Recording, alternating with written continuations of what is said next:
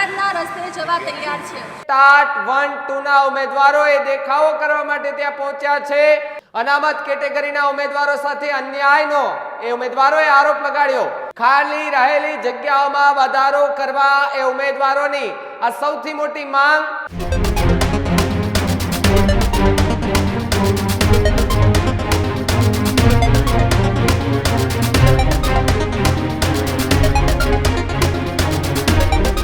નમસ્કાર, આપ જોઈ રહ્યા છો ન્યૂઝ રૂમ અને આપની સાથે હું છું ભાવિક। સમાચાર ગાંધીનગરથી સામે આવી રહ્યા છે કે જ્યાં ટાટ 1 અને 2 ના ઉમેદવારોએ મેદાને આવ્યા છે ને ફરી એકવાર આંદોલનના એંધાણ દેખાઈ રહ્યા છે। એક તરફ એ ગાંધીનગરમાં માજી સૈનિકો આંદોલન કરી રહ્યા છે તો બીજી તરફ હવે ટાટ 1 2 ના ઉમેદવારોએ દેખાવો કરવા માટે ત્યાં પહોંચ્યા છે। એક તરફ માજી સૈનિકોનું આંદોલન તો બીજી તરફ હવે શિક્ષકો મેદાને આવ્યા છે। અનામત કેટેગરીના ઉમેદવારો સાથે અન્યાયનો એ ઉમેદવારોએ આરોપ લગાડ્યો।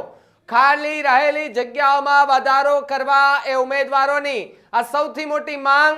કુબેર ડિંડોરના નામના એ પોસ્ટરો સાથે ઉમેદવારો ગાંધીનગર ખાતે પહોંચ્યા છે તો બીજી તરફ કુલ 3500 થી વધારે એ ખાલી રહેલી જગ્યાઓનું શું તે પ્રશ્ન એ ઉમેદવારનો છે।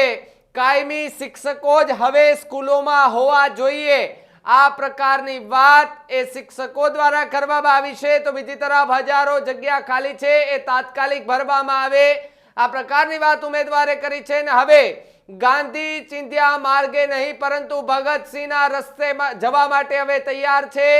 પહેલા રાઉન્ડની ખાલી જગ્યા ભરવામાં આવે તેવી ઉમેદવારોએ માંગ કરી છે તો બીજી તરફ ગાંધીનગરમાં ફરી એ આંદોલનનો દોર શરૂ થયો હોવાની વાત સામે આવી રહી છે। જો કે અલગ અલગ ઘટનાઓને લઈને ગાંધીનગરમાં સતત આંદોલનો થઈ રહ્યા છે। આંદોલનોના મુખ્ય કારણો એ હોય છે કે પોતાની માંગણીઓ સ્વીકારવામાં આવે, સરકાર સામે માંગણીઓ રાખવામાં આવે। જો કે સરકાર આ મુદ્દે ચર્ચા કરે છે કે કેમ એના પર સૌ કોઈના સવાલો અહીંયા ઊભા થાય છે। ત્યારે ટાટ 1 અને 2 આમના જે કહી શકાય કે ઉમેદવારો છે, શિક્ષકો છે, ભાવિ શિક્ષકો છે, તે પોતાની વિવિધ માંગણીઓ સાથે અત્યારે ગાંધીનગર પહોંચ્યા છે। હજારોની સંખ્યામાં વિદ્યાર્થીઓ ત્યાં પહોંચ્યા છે તો બીજી તરફ જો વાત કરવામાં આવે તો કાયમી શિક્ષકો જ હવે સ્કૂલોમાં હોવા જોઈએ આ પ્રકારની વાત એ ઉમેદવારો દ્વારા કરવામાં આવી। આજ મુદ્દે વાત કરવા માટે મારી સાથે વિદ્યાર્થી નેતા યુવરાજસિંહ જાડેજા જોડાયા છે। યુવરાજસિંહ, સ્વાગત છે ન્યૂઝ રૂમ પર। પહેલા તો આપનું યુવરાજસિંહ, શું કહેશો? ફરી એકવાર ગાંધીનગરમાં ઉમેદવારોએ ધામા નાખ્યા છે, કઈ કઈ માંગણીઓ ને શું આખી વિગત? ખાસ કરીને ભાઈ જોવા જઈએ તો છેલ્લા ઘણા સમયથી શિક્ષકો પોતાની માંગણી, પોતાની લાગણી એ વ્યક્ત કરી રહ્યા છે, પરંતુ જે અધિકારીઓ છે એ અધિકારીઓ પોતાનો હઠાગ્રહ છોડતા નથી અને અધિકારીઓ જે ભાવિ શિક્ષકો છે એને મળતા નથી। જો ખરેખર હું એવું માનું છું કે સંવાદથી સમાધાન શક્ય છે, પરંતુ સંવાદ જ ન થાય તો સમાધાન કઈ રીતે થવાનું? હવે આમ જોવા જાવ તો બહુ જ સામાન્ય માંગણીઓ છે। એ લોકો કઈ કહી શકાય કે મોટી તોપની જેમ કઈ બહુ મોટી માંગણીઓ નથી કરતા।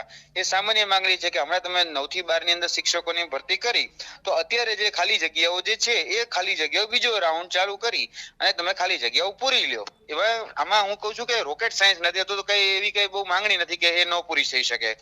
અને જે જગ્યાઓ ખાલી છે, ધારો કે અત્યારે ખાલી ઘણી બધી જગ્યાઓ છે, અંદાજિત 1500 જેટલા માધ્યમિક વિભાગના અને અંદાજિત 2900 જેટલા શિક્ષકોની બીજી અન્ય જગ્યાઓ એ ખાલી પડી છે ટોટલ। તો આ બધી જ જગ્યાઓ જો ખરેખર ભરી દેવામાં આવે તો એક જ શિક્ષક ભરતીમાં સારા એવો જે કીધું હતું ને કે 24700 શિક્ષકોની ભરતી અમે કરીશું શિક્ષણ મંત્રીએ, તો એ વાયદો ખરેખર પૂરો થઈ શકે એમ છે, પરંતુ શિક્ષણ વિભાગ ક્યાંક ને ક્યાંક એમાં આળસ દર્શાવી રહ્યું છે। શિક્ષણ વિભાગને ક્યાંક ને ક્યાંક વધારે કામ પડે એટલા માટે વધારે કદાચ કામનો લોડ પડે એટલા માટે કદાચ કહી શકાય કે નવી ભરતીમાં આ બધી જે જગ્યાઓ ખાલી છે એ ટ્રાન્સફર કરવા માંગે છે। એટલે દરેક વખતની જેમ શિક્ષકોએ ફરી આજ વખત રોડ ઉપર ઘસડાવવાનો વારો આવ્યો છે। સામાન્ય માંગણીઓ લઈને બહુ સામાન્ય છે, અતિ સામાન્ય જેને કહેવાય ને અતિ સામાન્ય માંગણીઓ છે, છતાં પણ એને કોઈ સાંભળનારું નથી। ભાવિકભાઈ, તકલીફ ત્યાં છે। બાપુ, આને પહેલા પણ શિક્ષકોએ આંદોલન કરેલા છે, શું એ જ પ્રકારના દ્રશ્યો ફરી એકવાર જોવા મળશે ગાંધીનગરમાં? અત્યારે જોવા જઈએ તો સરકાર જે છે એ પોલીસને હાથો બનાવી અને એમ કેમ પ્રકારે આ અવાજ દબાવવાનો પ્રયત્ન અત્યારે કરી રહી છે. વર્તમાનમાં પણ જ્યાં વિદ્યાર્થીઓ ભેગા થયા છે વિદ્યા સમીક્ષા કેન્દ્ર ખાતે, જ્યાં VSK જેને કહેવાય, એ જગ્યા જ્યાં શિક્ષણની બધી જ કચેરીઓ ત્યાં આવેલી છે, વિદ્યા સમીક્ષા કેન્દ્ર ઉમેદવારો જો ભેગા થયા છે ત્યાં પોલીસ બળે એને રોકવાનો પ્રયત્ન થઈ રહ્યો છે. પોલીસ બળે એ આંદોલન ડામવાનો પ્રયત્ન થઈ રહ્યો છે અને પોલીસ એમ કેમ પ્રકારે સરકારના ઈશારે જે છે એ આંદોલનને ડામવા માટેનો પ્રયત્ન કરી રહી છે, હાલના સમયમાં પણ કરી રહી છે. અને અમે એ કહીએ છીએ કે તમે સાંભળો, તમે સમાધાન લાવવાનું, કારણ કે જે જગ્યાઓ ખાલી છે એ જ જગ્યાઓની માંગણી કરી રહ્યા છે. શા માટે વિદ્યાર્થીઓને સાંભળવામાં નથી આવતા? અને ભૂતકાળમાં તમે અનેક એવા દ્રશ્યો મેં જોયું છે કે ન્યૂઝ રૂમે અનેક એવા દ્રશ્યો ચલાવ્યા છે, અનેક એ કહી શકાય કે પીડિતો છે, વંચિતો છે, એનો અવાજ અત્યાર સુધી ન્યૂઝ રૂમ બન્યું છે. તમે પણ એ વિઝ્યુઅલ અવારનવાર ચલાવ્યા છે કે કઈ રીતે વિદ્યાર્થીઓને ઘસેડવામાં આવે છે, વિદ્યાર્થીઓ માંગણી લઈને જાય તો પોલીસ જે છે એની સાથે આતંકવાદી જેવું વર્તન કરે છે. અત્યારે પણ જોવા જઈએ તો એક આતંકવાદી જેવું વર્તન એ 22 શિક્ષકો સાથે અત્યારે કરવામાં આવી રહ્યું છે.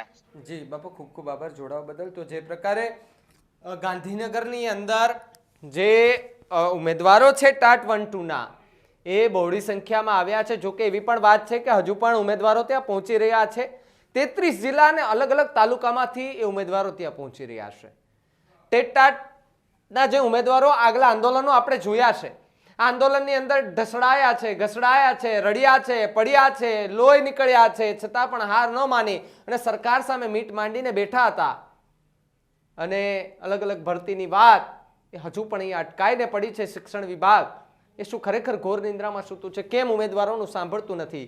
આખી ઘટનાને લઈ અને ખાસ કરીને આજે જે ઉમેદવારો ગાંધીનગર પહોંચ્યા તેમાં એક મહિલા ઉમેદવાર તેમને શું પ્રતિક્રિયા આપી, આવો એ પણ સાંભળી. આર્ટિકલ 21 એ પણ કહે છે કે જીવનનો અધિકાર છે અને આત્મસન્માન સાથે જીવનનો અધિકાર છે. જો આ ભરતી બોર્ડ કે પછી ગવર્મેન્ટ અમને જો આ અધિકાર નથી આપતા તો અમે પછી ગાંધીના રસ્તે નહીં પણ હવે અમે ભગતસિંહ કે ચંદ્રશેખર આઝાદના રસ્તે જવા તૈયાર છે. આ ઉમેદવારો અહીંયા ગુજરાતના 33 જિલ્લા તાલુકા બધાથી આવેલા છે. આજે અમે એક નિશ્ચય કરીને આવ્યા છે કે જ્યાં સુધી અમને નહીં ન્યાય મળે ત્યાં સુધી અમે કંઈ પણ કાળે અમે ગાંધીનગર છોડવા માંગતા નથી. અને પોલીસ હજુ તો અમે એન્ટર થયા છે ને ગાંધીનગર હજુ પ્રવેશ કર્યો છે ને અહીંયા આપણને હજુ પોલીસવાળા તૈયાર છે. તો અમને આ વિરોધ અને અમારી આ માંગણીઓને જ્યાં સુધી પૂરી ના થાય ત્યાં સુધી કોઓપરેટ કરવામાં આવે અને અમને સહયોગ કરવામાં આવે. અમારા પહેલા રાઉન્ડમાં જે જગ્યાઓ ખાલી છે તમામ જગ્યાઓ ભરાય, રિપીટેશન ઘટવાય અને રીસેમ્પલિંગ તો થવું જ ના જોઈએ. જે જગ્યાઓ છે 9 થી 10માં જતા હોય તે લોકોને રોકો કે 9 થી 11-12માં જતા હોય એ ઉમેદવારને રોકવા જરૂરી છે. કેમ કે આપણે બંધારણના આ અનુચ્છેદો પણ આપણને ઘણું શીખવાડે છે. એક જ તમે અનુચ્છેદને લઈને ના બેસો. આ ભરતી સમિતિને હું કહું છું. અને કેટેગરી અને પ્લસ જનરલ બંને સીટો મળવી જોઈએ ઉમેદવારને અને એમનું ભવિષ્યને સુનિશ્ચિત કરવાનો તમારો રાઈટ છે અને અમારો રાઈટ છે વિરોધ કરવાનો. તો અમને વિરોધ કરવા દો અને તમે ન્યાય આપો તો જગ્યા ભરાશે. જય હિન્દ, જય ભારત. તો જે પ્રકારે ખાલી પડેલી જગ્યાને ભરવા માટે થઈને ઉમેદવારો ગાંધીનગર ખાતે આંદોલન કરી રહ્યા છે. વિવિધ પોસ્ટરો સાથે સાથે શિક્ષણ મંત્રીના એ નામ સાથેના પોસ્ટરો લઈ ઉમેદવારો ગાંધીનગરમાં ધામા નાખવા માટે પહોંચી ગયા છે. હજુ પણ ઉમેદવારોનો ઘસારો ત્યાં જોવા મળી રહ્યો છે. જોકે પોલીસે સતત એમને અટકાવવાના પ્રયત્નો કર્યા છે. જોકે એવું પણ નિવેદન જે મહિલા ઉમેદવાર છે તેના દ્વારા આપવામાં આવ્યું છે કે હવે અમે ગાંધી ચિંધીએ નહીં પરંતુ ભગતસિંહના રસ્તે જવા માટે પણ તૈયાર છે. એટલે આવનારા સમયમાં આ ઉમેદવારો શું નવું કરે છે તો સમય આવશે ત્યારે જ ખબર પડશે. પરંતુ આ જે ઉમેદવારો છે તેમની વાત સાથે કેટલા સહમત છો કમેન્ટ બોક્સમાં ખાસ લખજો. જોતા રહેજો ન્યૂઝ રૂમ. નમસ્કાર.